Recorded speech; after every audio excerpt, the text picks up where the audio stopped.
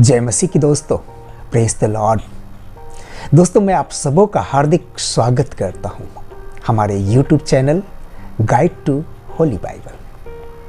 दोस्तों, शायद आपको याद होगा कि 2002 में नासा ने एक सैटेलाइट पिक्चर जारी की थी।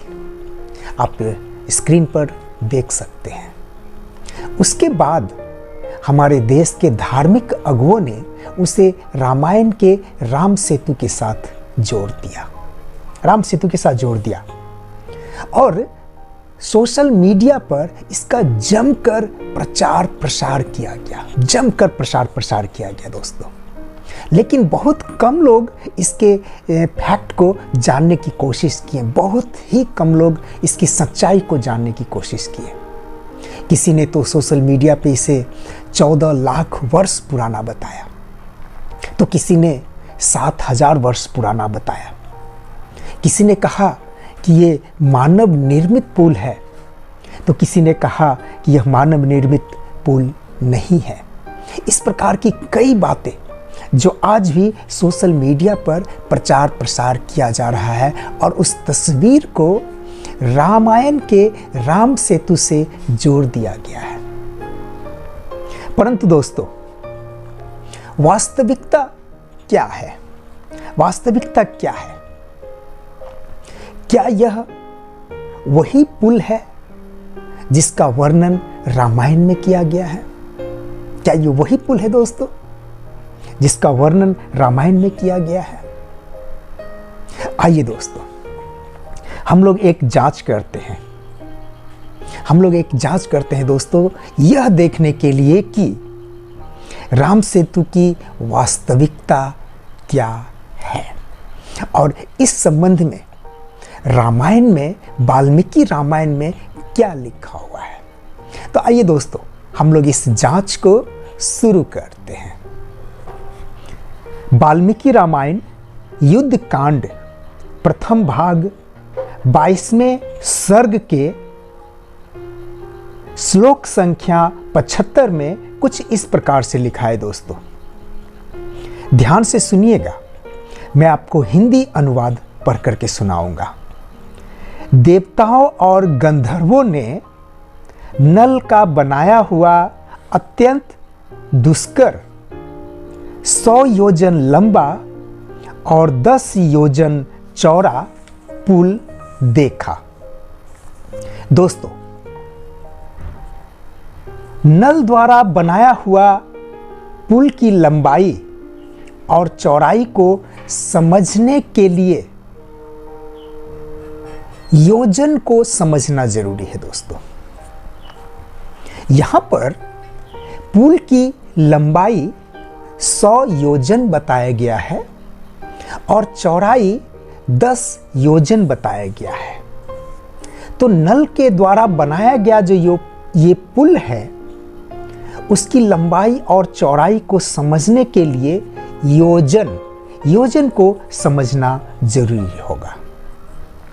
योजन योजन प्राचीन काल में लंबाई की एक इकाई है। योजन। एक योजन में कितनी दूरी होती है दोस्तों? एक योजन में कितनी दूरी होती है, इस संबंध में अलग अलग भारतीय खगोलविद ने अलग अलग बताए हैं। ये समझना थोड़ा सा जरूरी है दोस्तों कि एक योजन में कितनी दूरी होती है। हमारे भारतीय खगोलविद जो अलग अलग विद्वान हैं, इसको अलग अलग तरह से बताए हैं।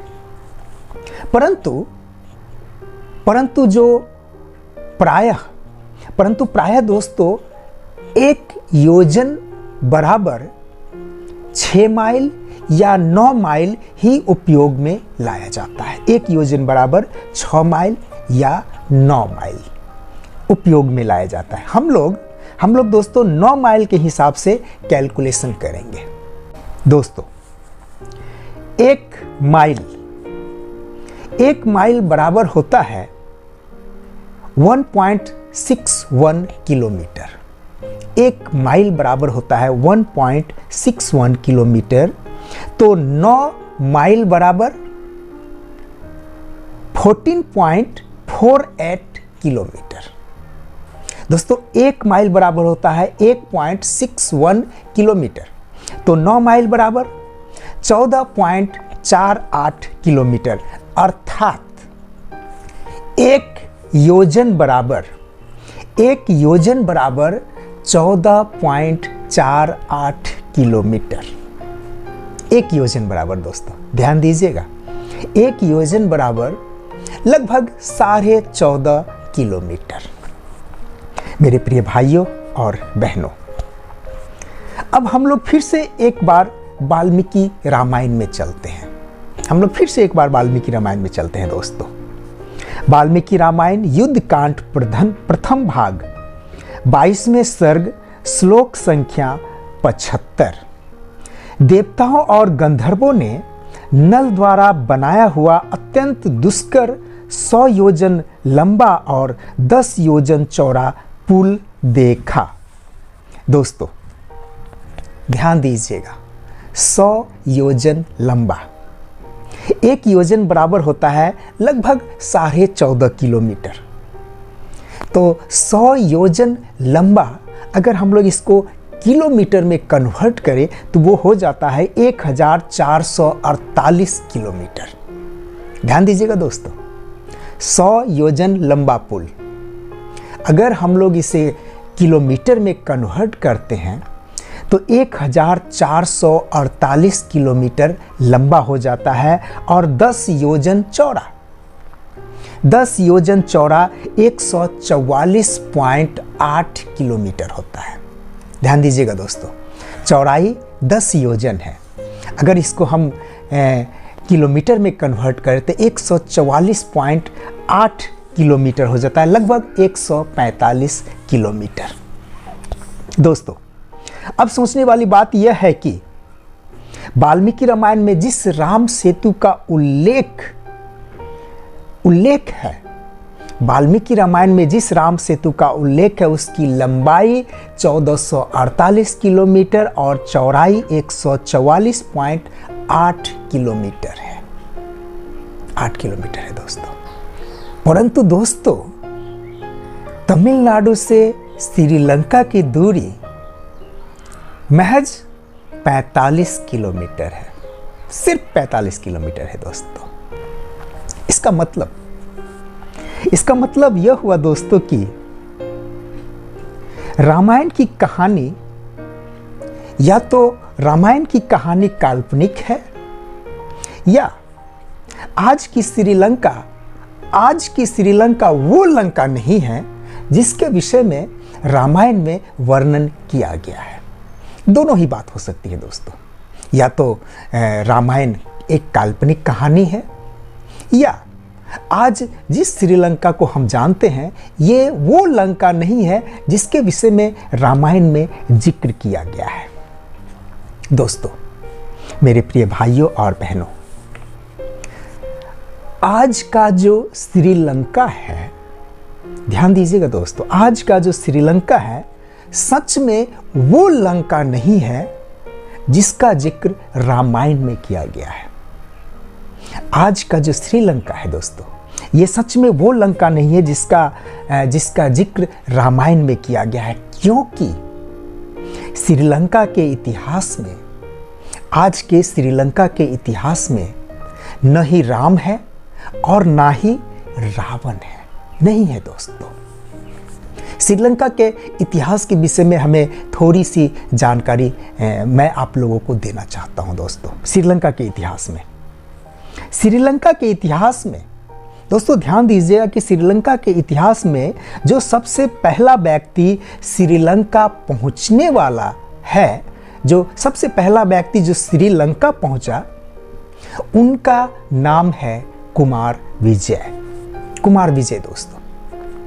483 बीसी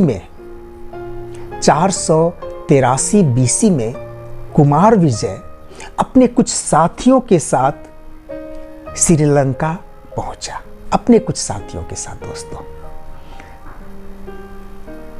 कुमार विजय के पिता का नाम है राजा सिंहबाहु। दोस्तों ध्यान दीजिएगा कि राजा सिंहबाहु, राजा सिंहबाहु गुजरात के राजा थे। गुजरात के राजा थे दोस्तों। उस समय उसे लाट गुजरात कहा जाता था। लाट गुजरात कहा जाता था।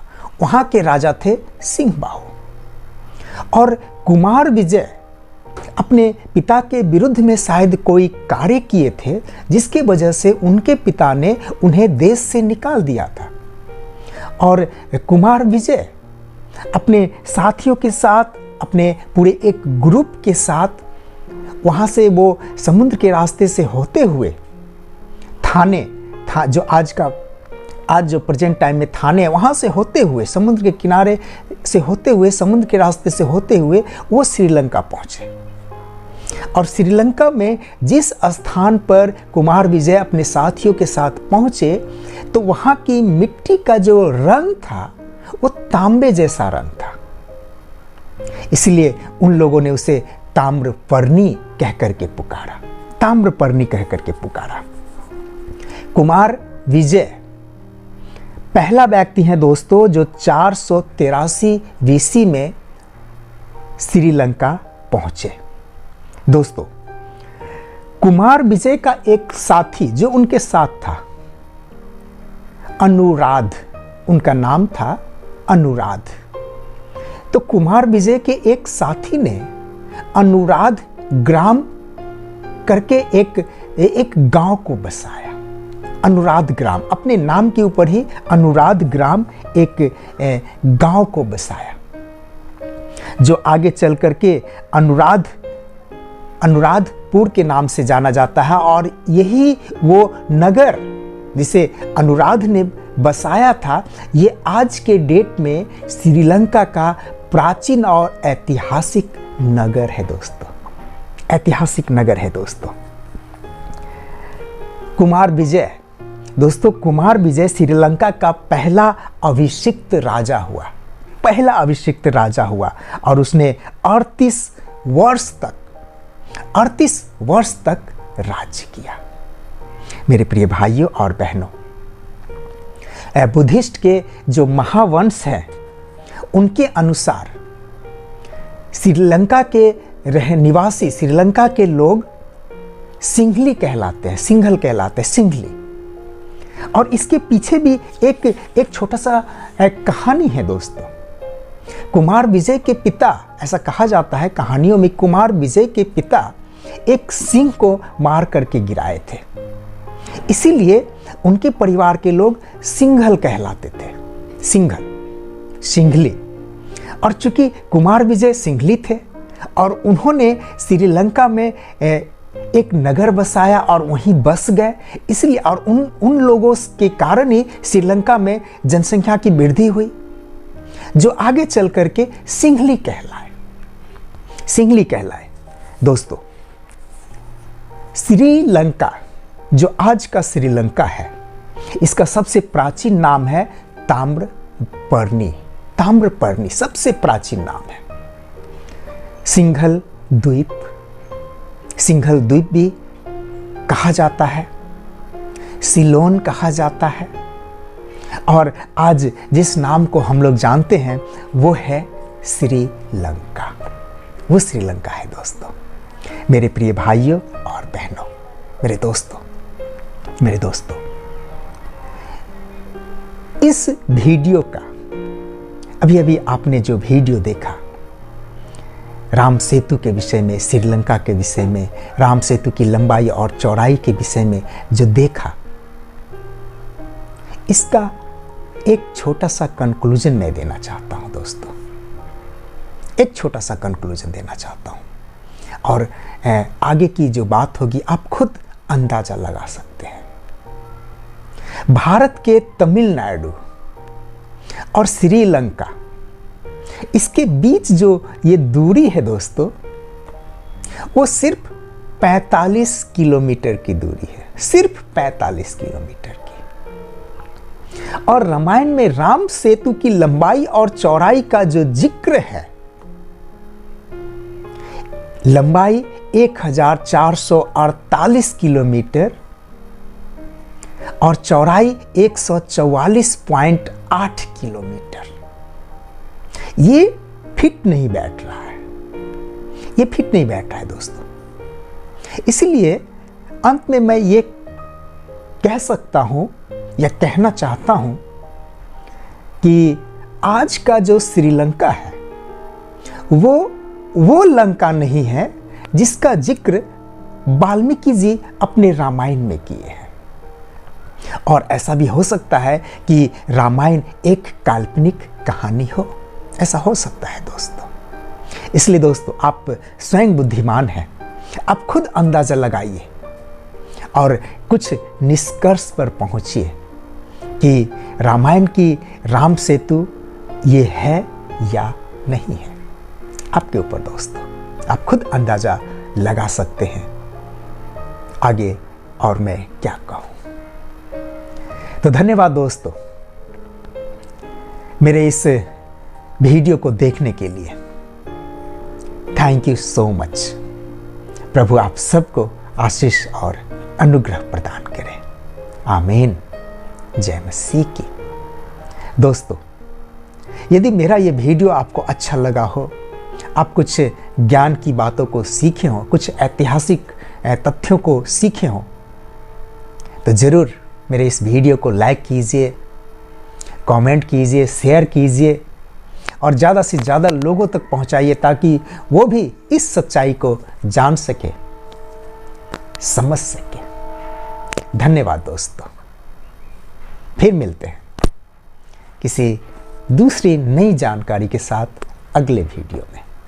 तब तक के लिए जय मसीह की।